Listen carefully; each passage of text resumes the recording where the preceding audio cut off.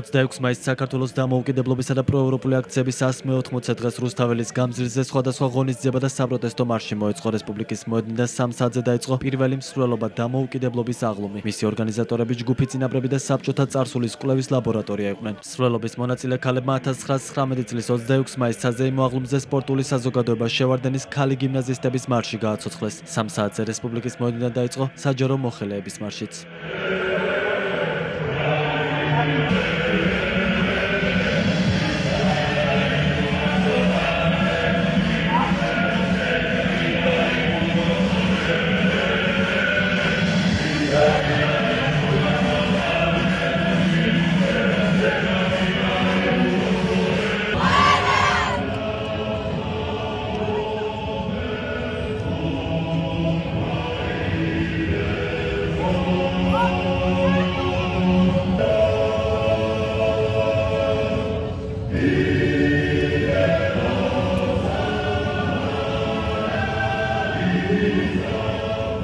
მარში დამფუძნებელთა კრების სასახლესთან დღევანდელ მოსწავლე ახალგაზრდობის სახლთან დასრულდა. სწორედ აქ 1918 წლის 26 მაისს კავკასიის მეფის ნაცვლის ყოფილ რეზიდენციაში თავისი უკანასკნელი სხდომა ჩაატარა ამიერკავკასიის სეიმმა, რის შემდეგაც ის დაშლილად გამოცხადდა. იმავე დარბაზში საქართველოს ეროვნული საბჭოს სხდომა გაიმართა, რის შემდეგაც საქართველოს ეროვნულმა საბჭომ 5 საათსა და 10 წუთზე საქართველოს დამოუკიდებლობის აქტი ერთხმად დაამტკიცა. მარშის მონაწილეებმა მსვლელობის დასასრულს დამოუკიდებლობის აქტი ერთხმად წაიკითხეს.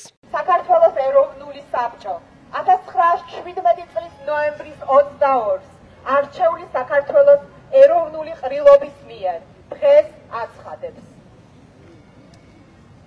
ამიერიდან საქართველოს ხალხი სუვერენულ უფლებათა მატარებელია და საქართველოს სრულუფლებოვანი დამოუკიდებელი სახელმწიფოა. დამოუკიდებელ საქართველოს პოლიტიკური ფორმა დემოკრატიული რესპუბლიკაა. საერთაშორისო ომიანობაში საქართველოს მუდმივი ნეიტრალური სახელმწიფოა. საქართველოს დემოკრატიულ რესპუბლიკას სურს საერთაშორისო ურთიერთობის ყველა წევრთან კეთილმეზობლური განწყობილება დაამყაროს, განსაკუთრებით კი მოსაზღვრე სახელმწიფოებთან და ერებთან.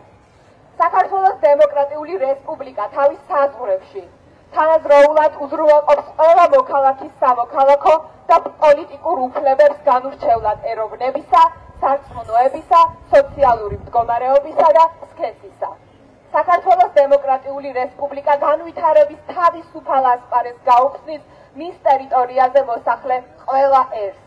დამფუძნებელი კრების შეკრებამდე მთელი საქართველოს მართვა-გამგეობის საქმეს უძღვება ეროვნული საბჭო, რომელიც შევსებული იქნება ეროვნულ უმცირესობათა წარმომადგენლებით და დროებითი მთავრობა პასუხისმგებელია საბჭოს წინაშე.